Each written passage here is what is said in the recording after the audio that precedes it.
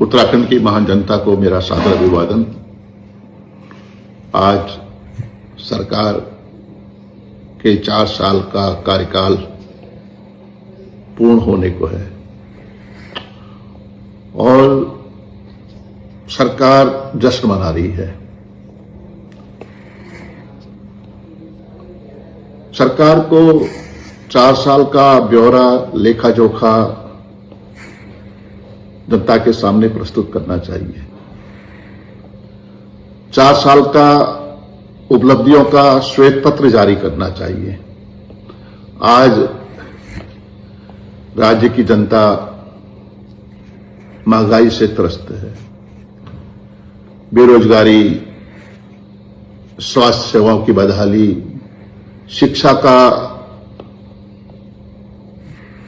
का लचर और व्यवस्थाएं कमजोर, लगातार पहाड़ों से पलायन हो रहा है।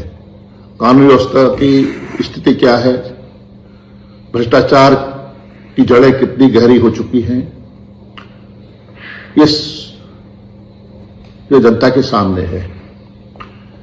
मैं सरकार से सवाल करना चाहता हूं, महंगाई पर नियंत्रण करने के लिए सरकार ने क्या प्रभावी कदम उठाए?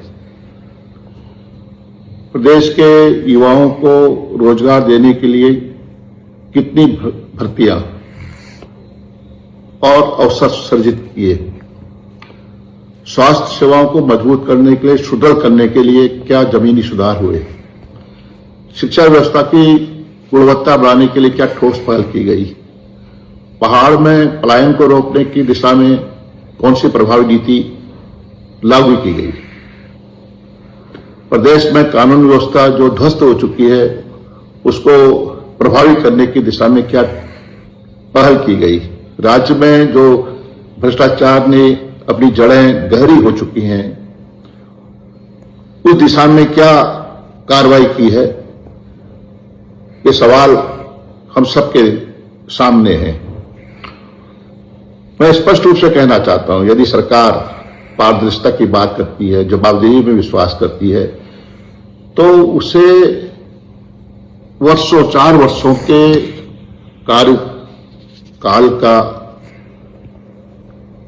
विस्तृत श्वेत पत्र जारी करना चाहिए और जनता को, प्रदेश की महान जनता को वास्तविक स्थिति से अवगत कराना चाहिए।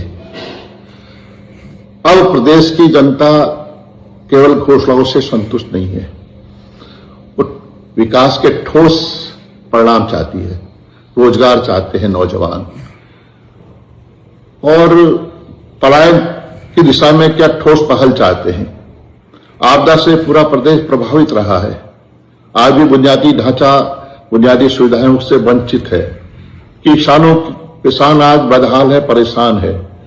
किसानों की आय को दुगनी करने के लिए इन्होंने एक समय सीमा निर्धारित की थी और कहा था कि हम 2022 तक किसानों की आय को दुगना करेंगे। आज चाहे डीजल हो, चाहे रासायनिक खाद हो, दवाएं हो और उपकरण हो, महंगाई की मार झेल रहा है किसान। किसानों के गन्ना मूल्य का सही महीनों में भुगतान नहीं हो पाया है।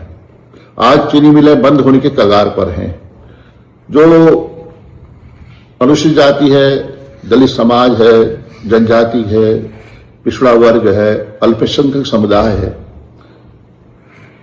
उनके जो कल्याणकारी योजनाएं कांग्रेस शासनकाल में प्रारंभ की गई थी, आज वह योजनाएं बंद कर दी गई हैं।